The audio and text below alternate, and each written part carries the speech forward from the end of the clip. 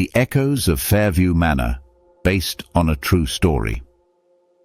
In 1972, the Wilkerson family purchased a sprawling Victorian estate called Fairview Manor in rural Tennessee.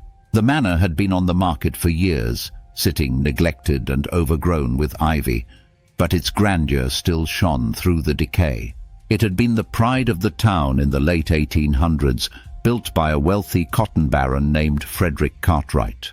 The house had over 20 rooms, a grand staircase, and towering stained glass windows that cast a rainbow of light into the hallways during the day. To the Wilkersons, it seemed like the perfect place to settle down. But the house had a history, one that was darker than they could have imagined. From the moment they moved in, the family, John, his wife Margaret, and their 2 daughters Lisa and Molly, noticed the peculiar atmosphere in the manor. It wasn't just the cold drafts that swept through the rooms, despite the summer heat, or the way the old wooden floors groaned, as though someone was walking on them when no one was there. It was something deeper, something intangible, a sense that the house was watching them. On their second night in the house, Molly, who was only 6 years old, woke up screaming in terror. Her parents rushed into her room, finding her in a fit of hysteria, pointing toward the dark corner of her room. "There's a lady in the wall," she cried, her voice trembling. John tried to calm her down, brushing it off as a bad dream, but Molly was adamant. She had seen a woman's face, pale and expressionless, staring at her from within the plaster. The air around her bed had grown unbearably cold, and she could hear soft whispers coming from inside the walls. Margaret, concerned, stayed with Molly that night. As she lay next to her daughter, she couldn't help but feel the weight of the house pressing down on her, as though the walls themselves were closing in. The next morning, Margaret found strange handprints smeared in dust on the wall where Molly had pointed the night before. They hadn't been there the previous evening. The days passed and the house only seemed to grow stranger. One evening, while unpacking boxes in the dining room, Margaret heard the sound of footsteps echoing through the empty house. At first, she assumed it was one of the girls playing upstairs, but when she called out to them, there was no response. The footsteps continued, slow, deliberate, and heavy. They moved from the hallway to the grand staircase and then seemed to fade into the walls. When Margaret went upstairs to check on her daughters, both were fast asleep in their beds. The floorboards didn't creak beneath their weight, but the footsteps were unmistakable. John, always the rational one, dismissed Margaret's concerns as just the creaks and groans of an old house settling. He refused to believe in anything supernatural. But then he started hearing it too, the whispers. Late at night, while working in his study, John would hear soft voices just beyond the threshold of hearing. The whispers would come from behind him, from within the walls, as though someone or something was trying to talk to him. Whenever he turned around, the voices stopped, replaced by an oppressive silence that made the hairs on the back of his neck stand up.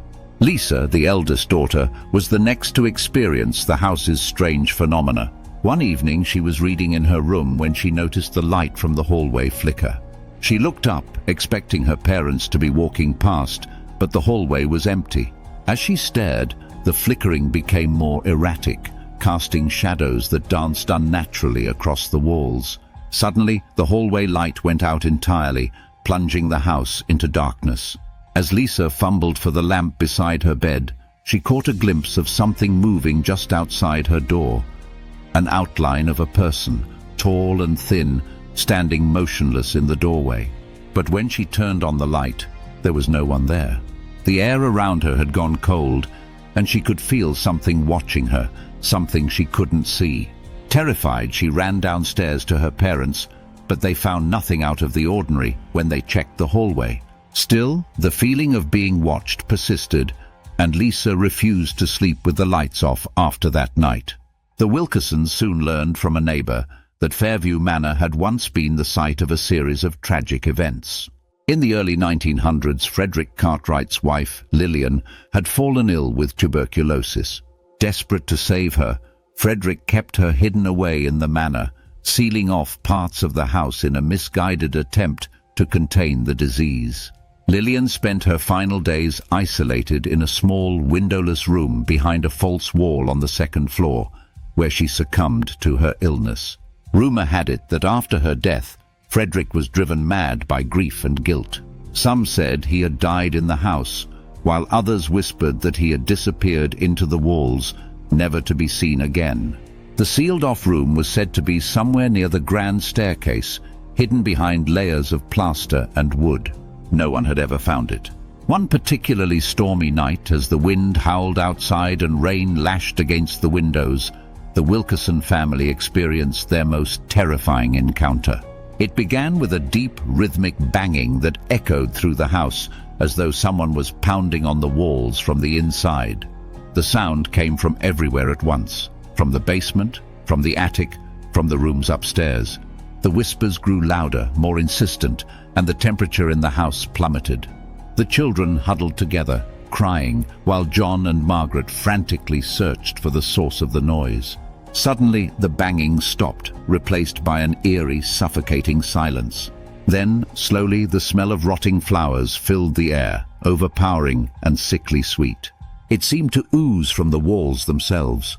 Margaret, unable to take it any longer, began tearing at the wallpaper near the staircase.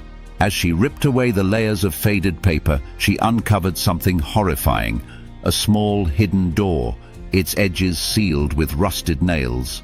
John, his hands shaking, pried the door open with a crowbar. The room beyond was small and claustrophobic, its walls covered in mold and peeling plaster. And there, in the corner, lay a single skeletal figure, dressed in what remained of a Victorian gown. Lillian Cartwright. The whispers stopped. The house went still, but the air remained thick with the scent of decay. The next day, the Wilkerson family packed up and left Fairview Manor for good. They never returned, and the house has remained empty ever since. Locals say that at night, if you stand near the grand staircase, you can still hear the soft, sorrowful whispers of Lillian Cartwright, echoing from within the walls where she was trapped for so many years. Fairview Manor still stands, abandoned and rotting, a dark reminder of the secrets that were buried within its walls.